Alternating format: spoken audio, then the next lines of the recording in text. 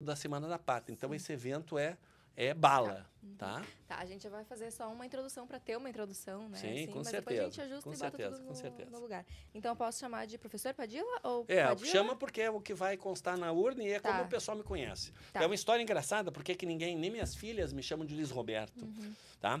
Eu posso falar professor Padilla, daí eu posso te perguntar, por que esse nome? Daí pode ser. Pode ser assim? Vem, fica bem. Isso aí, eu conto rapidinho, eu consigo resumir em menos de 1 minuto.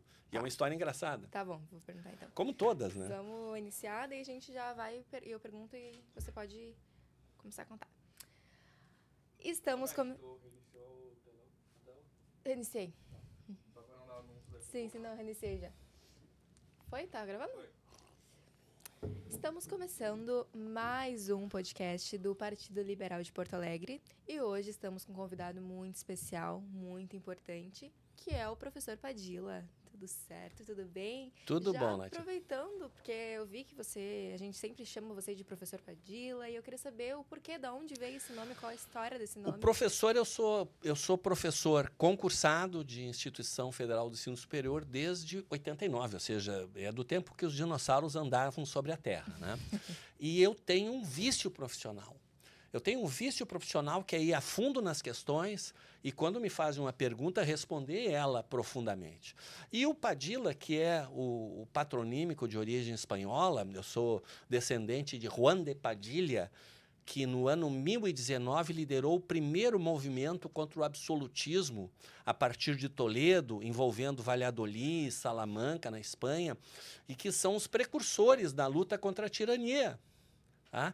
Tanto que quando a Espanha toma a formatação atual, com as províncias autônomas, na época eram 17 províncias autônomas, depois foi ampliando, eles lavram um documento em 1769, encerrando o documento dizendo ser firmado sur la sangre, sobre o sangue de Padilla, que eles pronunciam Padilha, Bravo e Baldonado. Eu falo Padilla porque, se eu disser Padilha, quem nunca viu termina escrevendo com LH.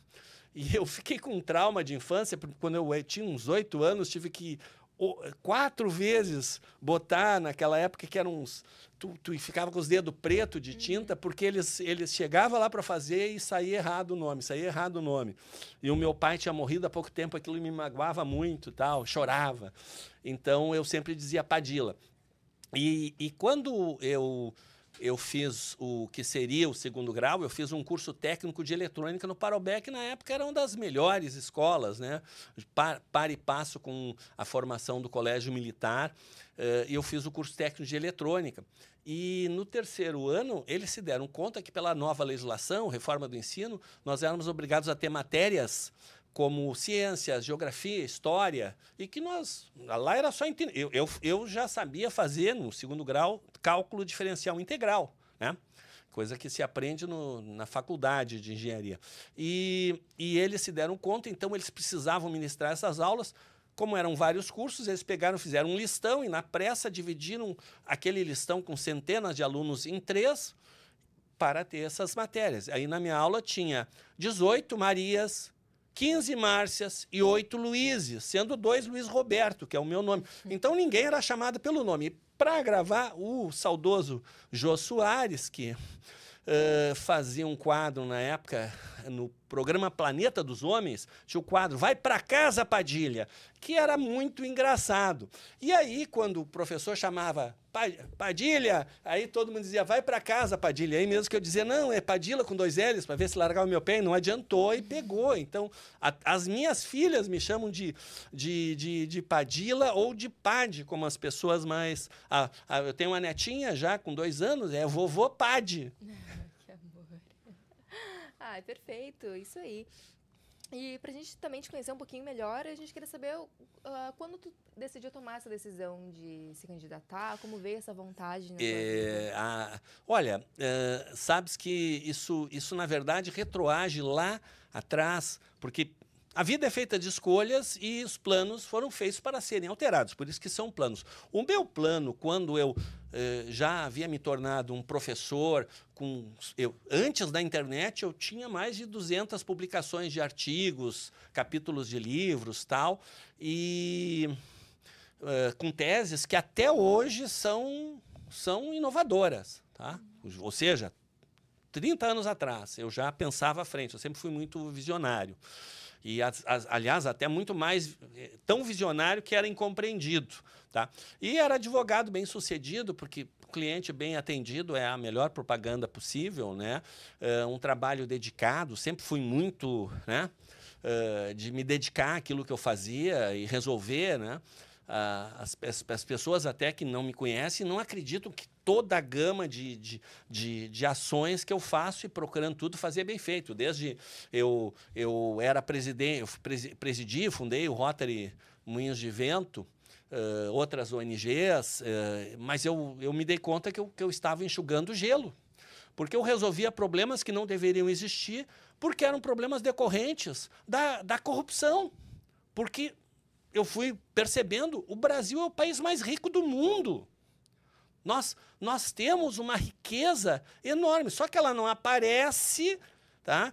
Porque há todo um consórcio para promover a falsa ideia do coitadismo, de que isso e aquilo, etc. E não, nós somos uma semente de talentos inesgotáveis, tá?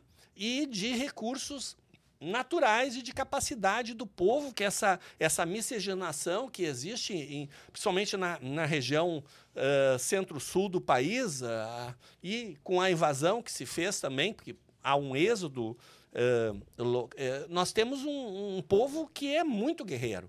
Tá?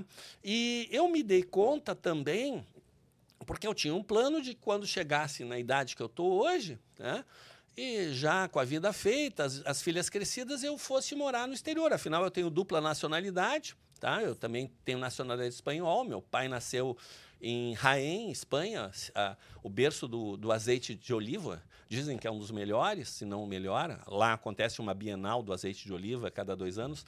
E então, eu me dei conta que se eu vou embora, eu estou abandonando o Brasil, tá? E outros, que é o país mais rico do mundo, nas mãos dos bandidos, e que isso ia me alcançar.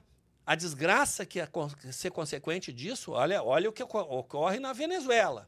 Olha, a Venezuela era o país mais rico, tá, da América Latina, tá? Um dos mais ricos do mundo, uma das maiores reservas de petróleo de boa qualidade do mundo.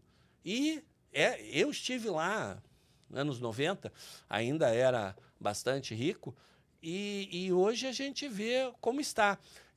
Então, eu me dei conta que eu precisava ficar e lutar, e sofri muito, porque nós estamos lidando com gente capaz de tudo e mais um pouco. Eles assassinam não só reputações, tá? Não conseguiram me assassinar, porque eu sou instrutor de tiro, eu sou mestre em artes marciais, né? Então, o pessoal leva medo, tal. Mas tentaram já, tentaram me matar de várias formas, com perseguições e matando minha capacidade de agir aqui e ali, né? A gente termina sendo muito perseguido, tá? E num sistema jurídico que é bastante aparelhado, que isso é uma coisa... E eu lá atrás já dizia, visionário, um dos primeiros artigos que eu publiquei lá atrás...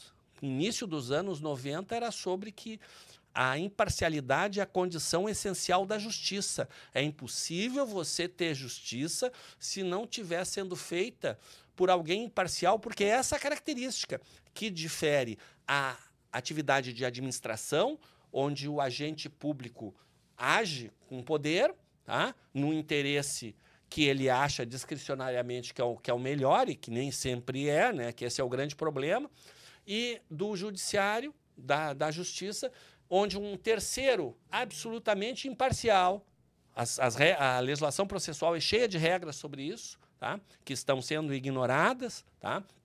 Chega a ser crime um agente da Suprema Corte agir de forma como eles agem, que eles julgam um processo que é que é manifesto interesse ou de pessoas jurídicas ou pessoas até físicas com quem eles têm relações ou já até já foram advogados.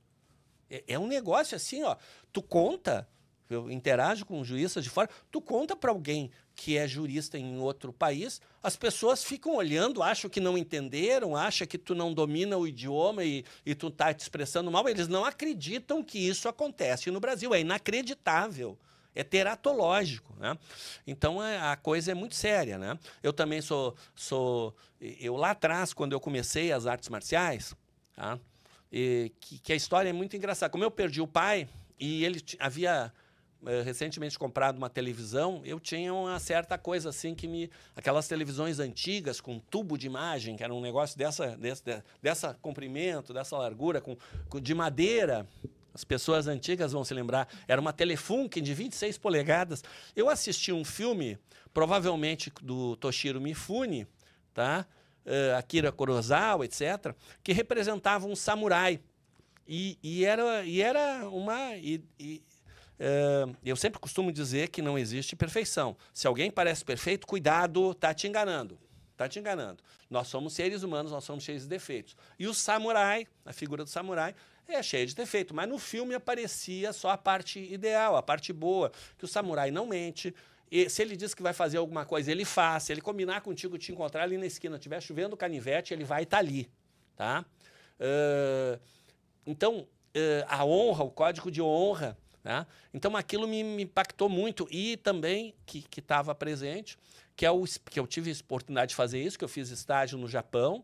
Foi uma experiência fantástica para mim.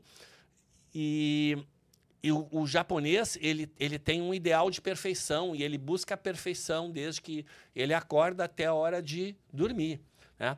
Então, aquilo tudo me impactou, eu fiquei com tudo aquilo e eu era fascinado pela cultura oriental numa época que não havia internet. Sim, não havia internet, os mais novos, não havia internet. Eu sempre enfatizo isso quando eu leciono, que na época que não havia internet, as pessoas ficam me olhando assim, esse cara deve ser pré-histórico, né? Sim, é pré-histórico.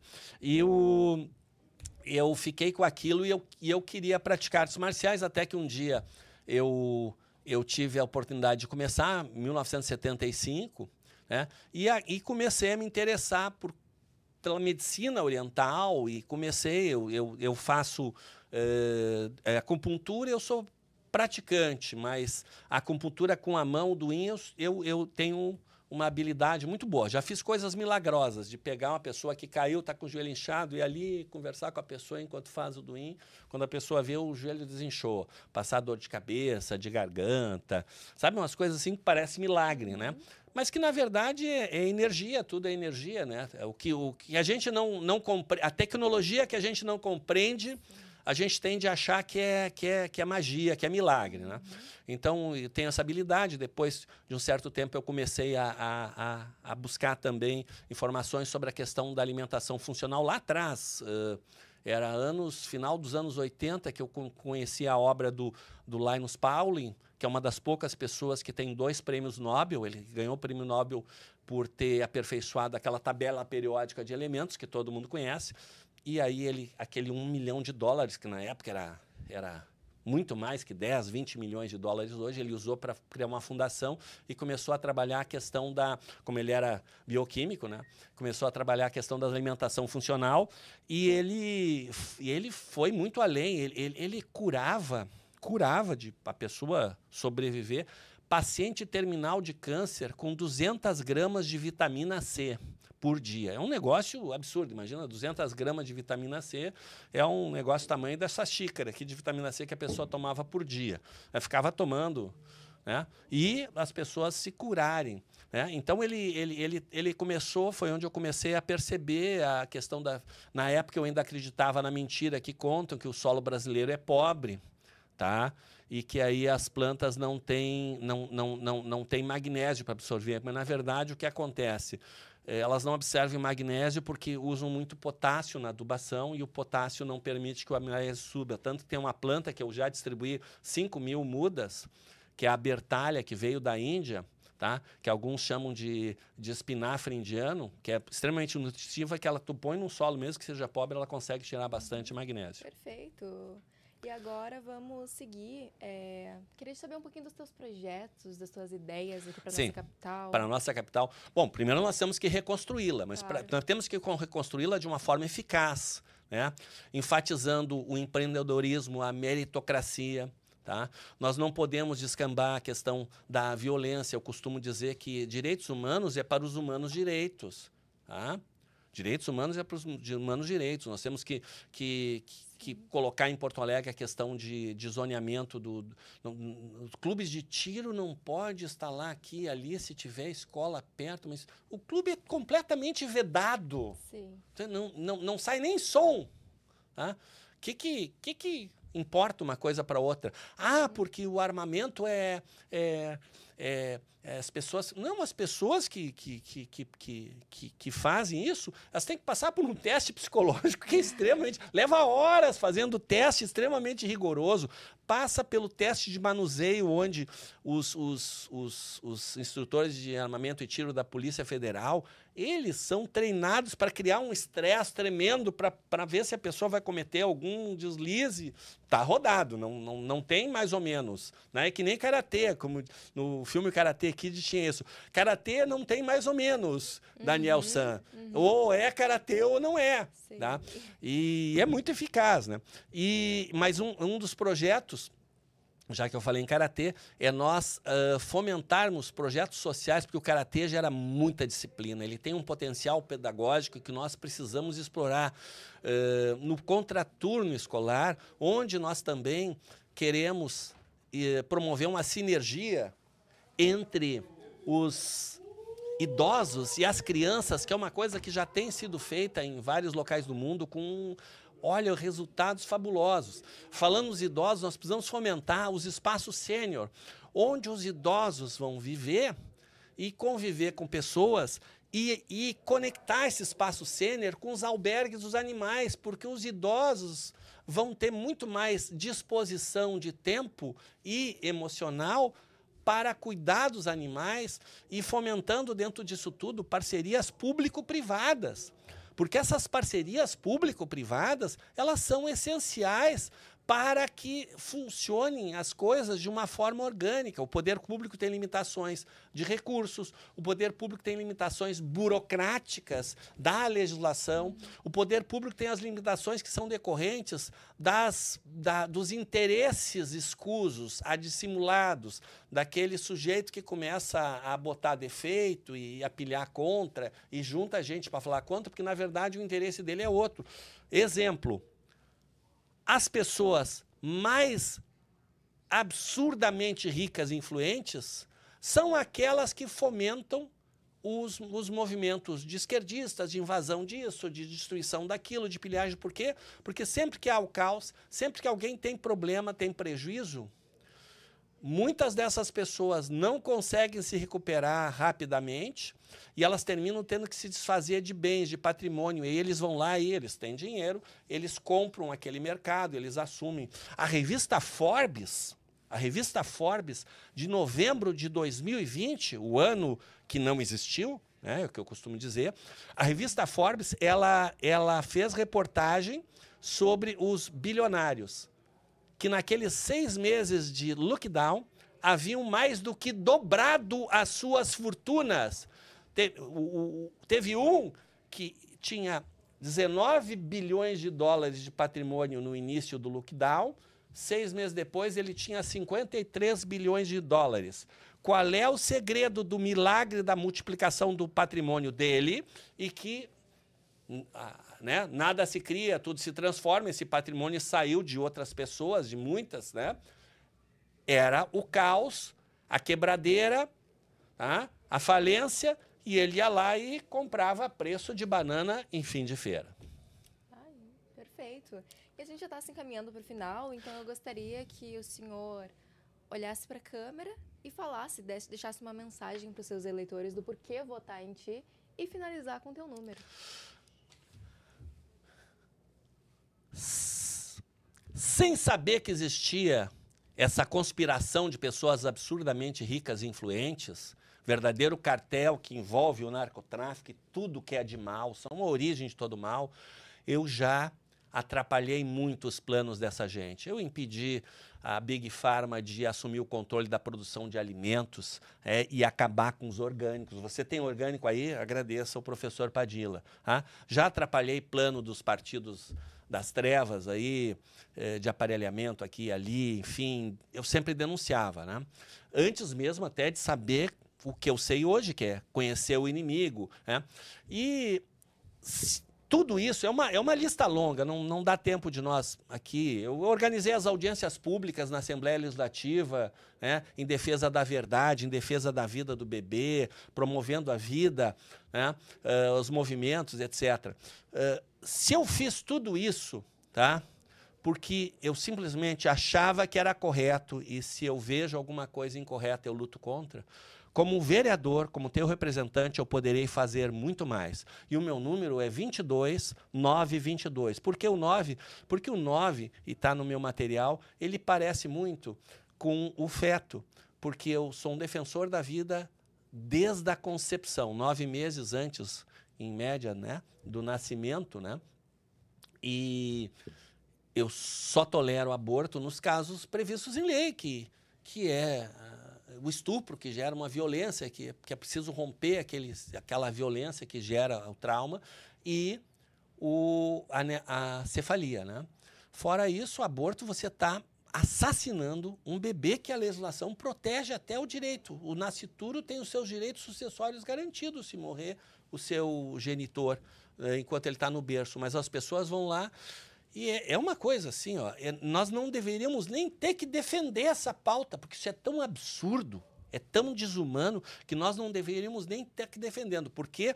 Porque se permitiu que as narrativas crescessem, e isso a gente não vai permitir mais. Seremos a voz ativa dos valores que devem ser preservados, mas com visão no futuro e a capacidade de transformação e criação para reconstruir a nossa cidade. Professor Padilla, 22922. Isso aí, fechou, Léo?